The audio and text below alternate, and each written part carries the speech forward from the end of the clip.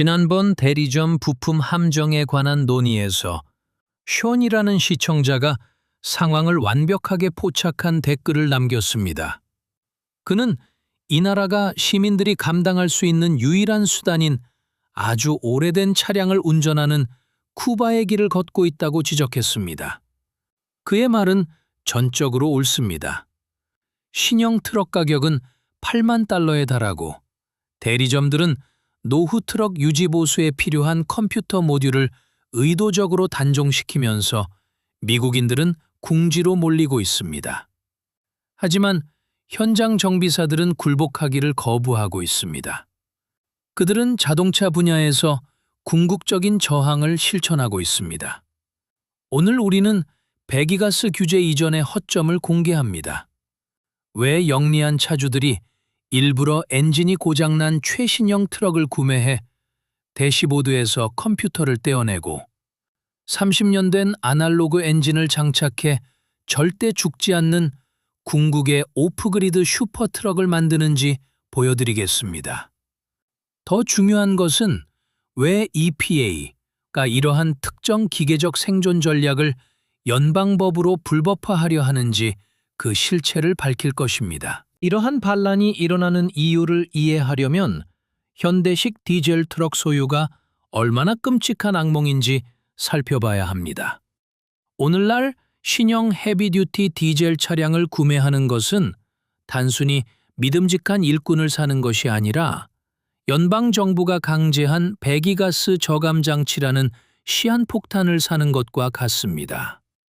지난 10년 동안 환경보호청 EPA에 의해 불가능한 균열들은 디젤 미립자 필터, DPF, 요소수 분사 시스템, 복잡한 배기가스 재순환, EGR 밸브, 그리고 초민감 질소 산화물 센서로 현대식 디젤 엔진의 숨통을 조여왔습니다.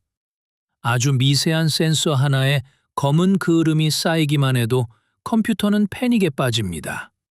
그로 인해 고속도로에서 무거운 짐을 싣고 달리는 도중에도 트럭은 시속 5마일로 제한되는 림프 모드로 강제 진입하게 됩니다. 이러한 결함들이 너무나 치명적이었기에 최근 2026년 3월 말 EPA는 림프 모드 의무화 규정을 철회하고 요소수 품질 센서 요구사항을 삭제한다고 발표했습니다. 하지만 이미 도로 위를 달리고 있는 수백만 대의 트럭은 구형 소프트웨어에 갇혀 이미 피해를 본 상태입니다.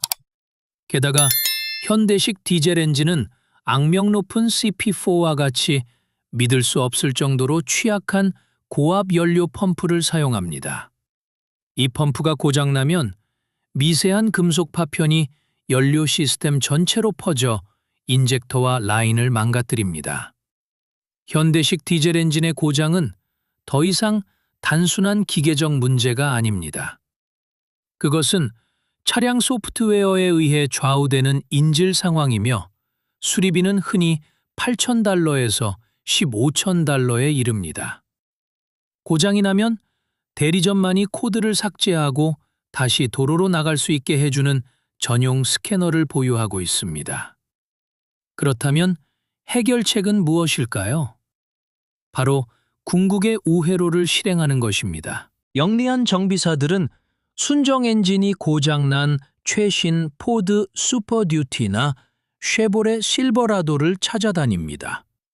전자식 파워트레인이 완전히 망가졌기 때문에 이 차량들을 아주 저렴한 가격에 구매합니다.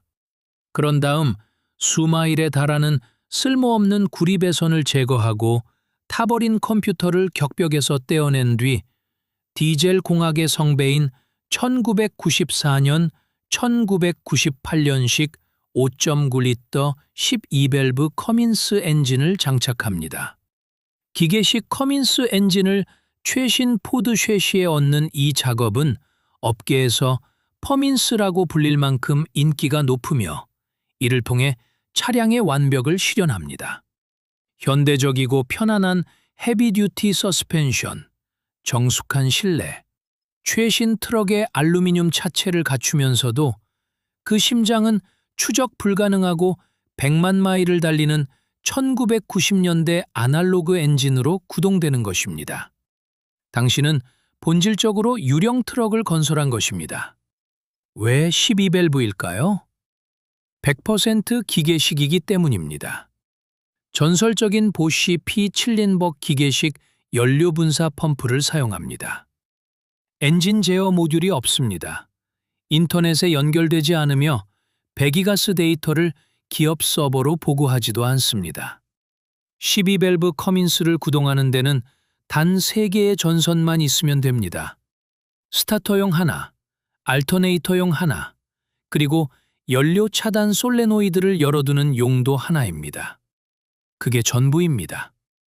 연료 솔레노이드를 물리적으로 고정해 열어두면 배터리를 분리하고 알터네이터를 제거해도 엔진은 연료 탱크가 빌 때까지 순수한 압축 착화만으로 계속 돌아갑니다.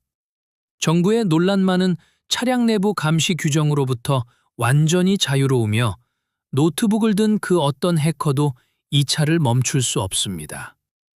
또한 순수 기계식이기 때문에 연료를 가리지 않습니다. 주유소가 전력을 잃는 실제 국가기관망 붕괴 상황에서도 12밸브 커민스는 등유, 가정용 난방유, 변속기 오일 또는 여과된 폐 엔진 오일로도 작동할 수 있습니다. 궁극의 오프그리드 생존 기계인 것입니다. 하지만 이러한 수준의 진정한 소유권은 규제 당국을 공포에 떨게 합니다. 당신은 그들의 수십억 달러 규모의 규제 준수 산업을 완전히 우회하고 있기 때문입니다. 이것이 바로 EPA와 캘리포니아 대기자원위원회 KRB 같은 주 규제기관들이 엔진 수압을 수행하는 사람들에 대항해 DMV, 차량 등록국 따르기 위해 애프터마켓 튜닝 업체와 디젤 전문점에 수백만 달러의 막대한 과징금을 부과해왔습니다. 최근 온실가스 배출 기준이 일부 완화되었음에도 불구하고 대기오염 방지법 Clean Air Act 여진 규칙은 여전히 남아 있습니다. 연방 배기가스 조작 방지법에 따라 도로 주행용 최신 쉐시의 규제 이전에 구형 엔진을 장착하는 것은 엄격히 불법입니다. 만약 당신의 트럭이 2018년식이라면 정부는 그 차에 들어가는 모든 엔진이 2018년 배출 기준을 충족할 것을 요구합니다. 만약 최신 트럭의 보닛 아래에 순수 기계식 1995년형 디젤 엔진을 얹고 검사소에 들어가면 즉시 불합격 처리됩니다. 그들은 당신의 차대번호 Y노에서 주행하는 것이 불법이라고 선언할 것입니다. 그들은 이 단속이 전적으로 환경보호를 위한 것이라고 주장하지만 정비사와 트럭 소유주들은 이것이 사실 재산권과 통제권을 둘러싼 싸움이라는 것을 알고 있습니다. 자동차 제조사가 엔진의 소프트웨어 키를 쥐고 있고 정부가 막대한 벌금을 무기로 당신이 법적으로 장착할 수 있는 금속 부품을 일일이 규정한다면 당신이 차를 샀을 때 그 재산권이 실제로 당신에게 이전된 것일까요? 아니면 그저 고도로 규제된 건설 장비를 임대하기 위해 8만 달러짜리 계약서에 서명한 것뿐일까요?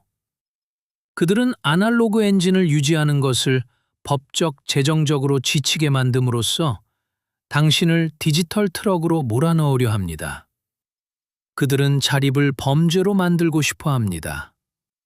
하지만 미국의 애프터마켓은 반격하고 있습니다. 우리는 단순히 소비자가 아닙니다. 우리는 제작자이자 문제 해결사입니다. 정비사들은 법적 허점을 이용해 수압된 트럭을 농업용 차량으로 등록하거나 중장비 면제권을 확보하거나 배기가스 검사를 시행하지 않는 시골 지역에 거주하며 대응하고 있습니다. 12밸브 커민스는 타협 없는 기계적 자유의 마지막 시대를 상징하며 이것이 바로 그들이 이 엔진을 금지하려는 이유입니다. 최신 트럭에 12밸브 엔진이 장착된 것을 본 적이 있나요? 실패해가는 컴퓨터 시스템에서 벗어나기 위해 수행해본 가장 극단적인 엔진 수합은 무엇인가요? 당신의 독창성이 우리 모두를 위한 생존 가이드를 쓰고 있으니 아래 댓글로 의견을 나눠주세요. 대리점 카르텔에 자신의 재산을 넘겨주길 거부하신다면 구독 버튼을 눌러 저항에 동참해주세요. 직접 렌친치를 계속 돌리십시오. 디지털 그리드에서 벗어나십시오. 다음 영상에서 뵙겠습니다. 이 이야기가 여러분의 주차장에 있는 기계들을 보는 관점을 바꿨다면 구독과 좋아요를 부탁드립니다. 우리는 그들이 묻으려 했던 기계의 역사를 밝혀내고 있습니다. 미래를 위해 만드십시오. 지식의 다음 금고가 곧 열립니다.